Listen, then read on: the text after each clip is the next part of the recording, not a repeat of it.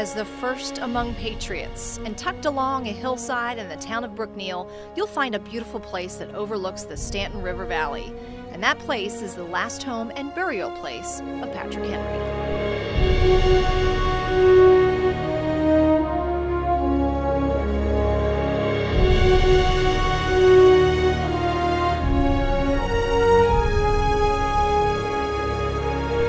Patrick Henry's Red Hill, his last home and retirement plantation where he lived out his very last years of his life. And as you tour the property, you'll find the historic buildings reflect life as it was back when Patrick Henry lived here. It was here when he bought the property in 1794. Bonnie George is one of the many volunteers who offer a living history experience to those who visit. She showed me around the grounds for a look inside the life of Virginia's first governor and the country's great patriot when he lived here until his death in 1799. There are 7 historic buildings in all, and it's here on this property and inside these buildings where you'll find the largest collection of Patrick Henry artifacts and memorabilia in the world. This is Patrick Henry's law office, and it looks today as it would have when Patrick Henry was here. Inside his law office, you'll find an 18th century desk, a document press, even a replica of John Henry's 1770 map of Virginia on the wall.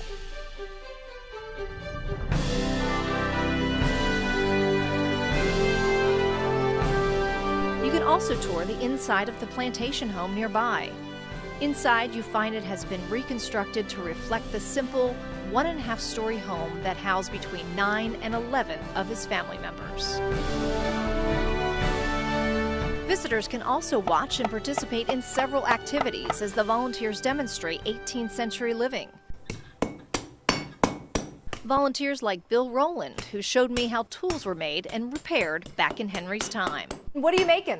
I'm making an L-head nail. There was no Lowe's or Home Depot around to buy a nail, so if you needed a nail, you made it. You made it yourself? Yep. In the wintertime, the women would come down to the blacksmith shop and they would make nails. Would you like to try one? I would love to try one. Can I? Okay. Yeah. All right. We can do that. Okay, what do I have to do?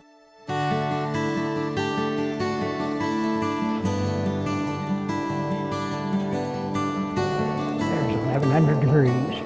Hammer out a point. Hammer on the end of it to make a point. On the end. Okay. Okay, good enough. Now then, pound it straight down. Straight down. Okay. That work? Yep. And here's the finished product, right? An L-shaped nail. An L-shaped nail. How did I do? Pretty good? You did very well. You may join the ladies this winter down here. Okay. And make nails. Awesome.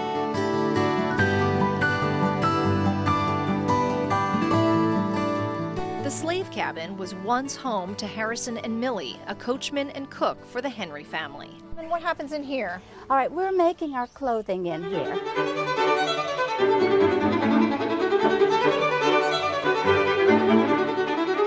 We're spinning wool, and the wool comes from the sheep, and this is what it looks like when it comes off the sheep. Wow, look at that. And then we wash it and soak it and wash it and soak it until we get something like this, brighter. Fascinating. Okay, so then once we have our wool, we can go ahead and now we're going to spin our wool. Okay. And we're making thread. All right. So can I give this a try?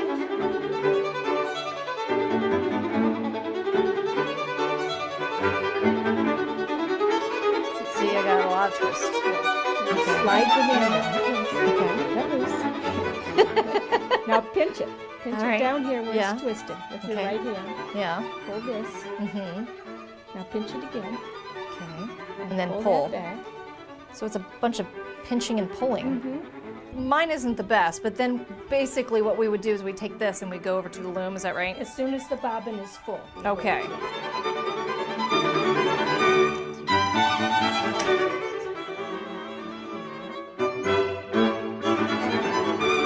From how clothes were made, it was on to see how the food was prepared.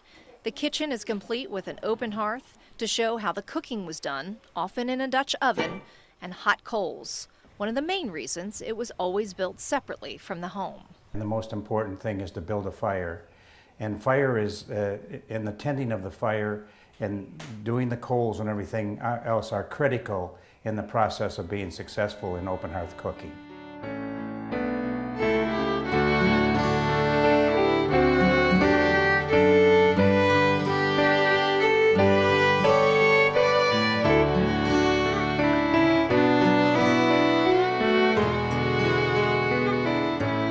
As you walk these grounds, you truly feel like you're watching life as it was in Henry's time, even down to the Osage orange tree on the property that's estimated to be around 300 years old. So Bonnie, tell me about this tree. It is huge. This is our Osage orange tree. It's just a treasure. That tree is over 340 years old. It is the oldest Osage orange tree, the oldest and the largest in North America. Back in the day, Patrick Henry probably sat underneath this tree and enjoyed a nice respite. Right. We know that the tree, since it's over 340 years old now, it was a mature tree when Patrick Henry lived here. So we always tell the children that he sat under this tree. The tree is right here at the house. So he would sit under the tree, drink spring water, play with his grandchildren, and then played his violin.